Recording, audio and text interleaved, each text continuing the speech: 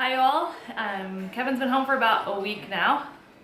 It's been good having him back, but we want to take a moment just to share with you his trip, or give him an opportunity just to share with you his trip and how it went down and what happened and what he experienced and what he got to do, and just share it with you because you guys have been praying for us, and it's always fun to hear the report after you send someone out to go do something for the Lord. So thanks for being with us, Kevin Johnson. It's so good to have you here today. So tell everyone, how long were you in Syria? I was probably in Syria like 27 or 28 days.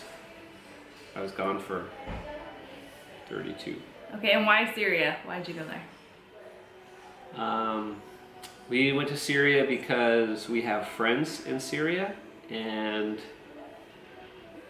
the Turkish army and their proxy forces, the FSA, attacked Syria, northern Syria, in the Kurdish region, and our friends in that Rojava area said, please come, help us, and so we went. What kind of things did you get to do while you were there? I got to do a lot of different things. There's a whole bunch of different parts to the mission. So when we first got there, it was Turkey was actively taking ground. And so one of the first things we did was connect with the Kurdish Red Crescent, and we were connected with them, and we just became an ambulance service. And one of the biggest needs was a city named Sarkania, which is right on the border between Syria and, well, the border of Syria and Turkey, but it's on the Syria side of it, was taken, and there was a bunch of people trapped in the city. And so the first thing that FBR was able to do was pray for a humanitarian corridor, and Dave sent out messages to pray for that corridor to be opened, and miraculously the next day they were able to go in and get 37 people out of the hospital, which was controlled by the Turkish and FSA forces. And then the next day they were able to get a bunch more people out of the rest of the city. And so it was pretty miraculous, great. It was just totally miraculous what happened, how God opened the doors for that to happen. And then from that point on, we were basically supporting the wounded civilians and then the SDF alike, direct on the front, and we kind of worked our way back as they drove the front line back. We probably moved about 30 kilometers until we were finally in Tal Tamr, the city itself, and the Turkish and FSA forces were 4 kilometers away, sometimes up to 2 kilometers. And we were helping the Kurdish Red Crescent Hospital there, and we were ambulatory service. And then after that kind of settled down a little bit, we were able to do food distributions for the many people that were driven out of their villages and homes. And we did food, water, blanket, mattress, all these different distributions. And then when the rest of the team came, we were able to do GLC programs and kids programs. And What's GLC? Good Life Club. So it's kind of a gospel presentation with health and hygiene, and then just playing with kids and singing praise songs, and it was really good. It was, for a lot of those kids, it was the first time that they had smiled and Camera's not focusing. got to forget.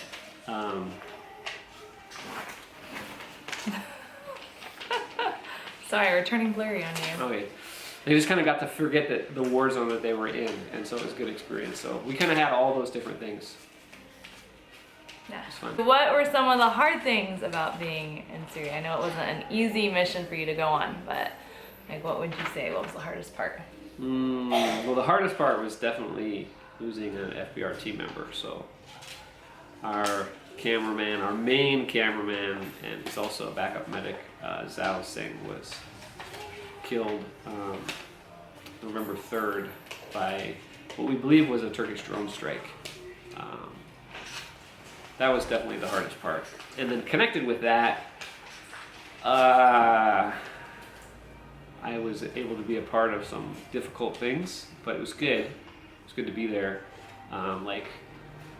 cremating a body and the old school, old-fashioned way, and then retrieving the ashes and just honoring our brother in those things and the ceremonies and stuff.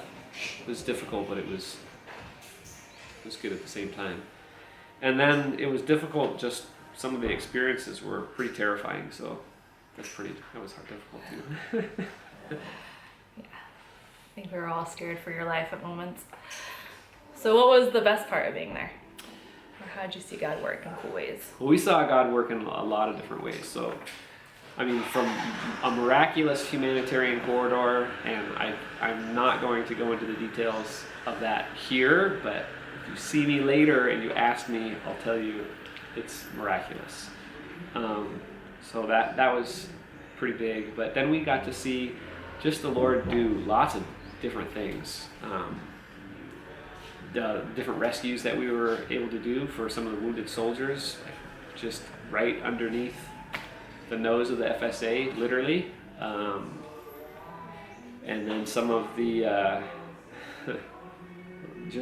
just surviving some of the things that we were able to do was pretty crazy.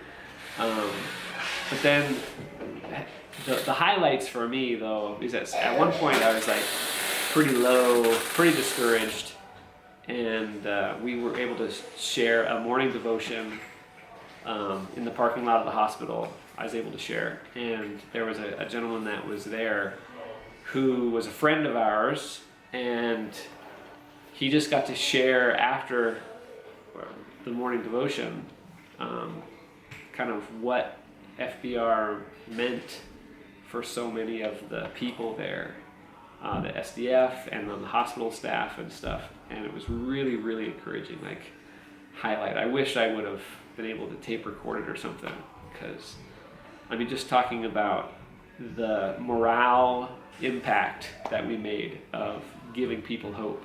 And so one of the FBR missions is to bring help, hope, and love to displaced people around the world, and we definitely were able to do that. We were able to bring help, hope, and love, and the people were really, really encouraged that when they thought that the whole world had basically left them alone and they were discouraged, we were there, and us standing with them meant a lot. And so that was really, really good.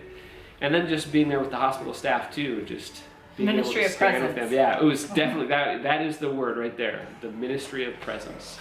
Being able just to be there in a difficult time, that fellowship of suffering with people, and everybody was, I mean, our hearts bled because we lost a close friend, but everybody there was losing friends, and so we just being there together was good.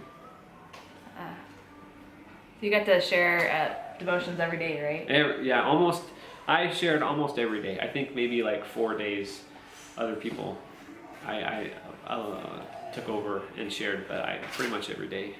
And you also said a lot of your work was like logistics and. Oh yeah, so yeah, a lot of it. You weren't I always got at to the be, front necessarily. Coordinating. I was able to coordinate a bunch of the food distributions. We did 5 in one day at one point, and it was really fun to see the kids and the families light up and just be able to be there, sharing with the people. And then I had a lot of great conversations with some really, really, really interesting, like, people that I would never ever be able to associate in life in any other circumstance or context. And I was able to share the gospel several times and have some really great conversations. So I was praising the Lord for just the opportunities that He gives us. Plant some seeds. Yeah. And And it was good. Like, you could tell we were a radically different light and presence to the people there. Oh yeah. And one of the cool things that you shared with me was that you were just walking out on the street and people would come up and embrace you and hug you. Yeah, so we had a couple of experiences like that. Once in Comishli, I was walking with Dave, and it was both cool and kind of scary at the same time, because like 6 people random just walked right up and like, hey, we know you, thank you. And we were thinking to ourselves, well, this is cool, like, people recognize us and know us, but at the same time we were like, if good people recognize us and know us, bad people do too. But then I was in Tel Tamer, and this guy runs up to me and kisses me like 4 times, and was like, "Sorry, Kania." I wanted to kiss you. You were gone. Another guy got to kiss you.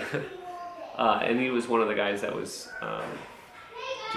was rescued from there, so it was cool. Very appreciative. Yeah. Yeah. I feel it's an encouragement when you're out there to know that what you're doing makes a difference. Yeah.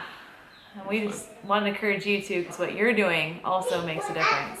Just we couldn't be here without you guys, and things wouldn't happen if you guys weren't praying. So. Oh man, prayer was huge. Yeah.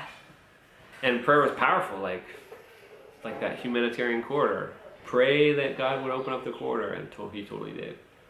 And pray for protection, and man, he totally protected us over and over and over and over again. And even though we experienced loss, just as God says in Romans 8:28, he turns all things for good to those who love God and are called according to his purpose. So he even turns those difficult times and the suffering and the loss into something that's good, and uses it for his glory. And so it was good. I mean, when I left the country, the people at the border had pictures of Zhao on their computers and phones and stuff, and knew right who we were. So it was pretty incredible. That is cool. And even in the hard times when you guys were praying, knowing that the team took a loss and you guys were filling in the gap with prayer, like that ministered to them in those moments to be able to make it through and to continue their work and to give us peace while we were sitting in Thailand waiting for them all to get back. Yeah. So thank you for praying, and thank you for following our journey, and it's good to have him home. How long will we have you home for? That's a good question. Well, we'll see. Yeah, there's talks of more trips, but we'll keep you posted as things unfold and as God shows us what we're going to do next. But right now, we're in Thailand. We're doing immigration stuff. We've applied for another 90-day visa, and Kevin has to be in the office for the next 8 days or so, waiting for immigration to stop in to make sure they're just going to check in to make sure he's doing what they say, or what they're making sure that he's doing what he says he is doing as far as volunteering with the Free the Oppressed Foundation and such.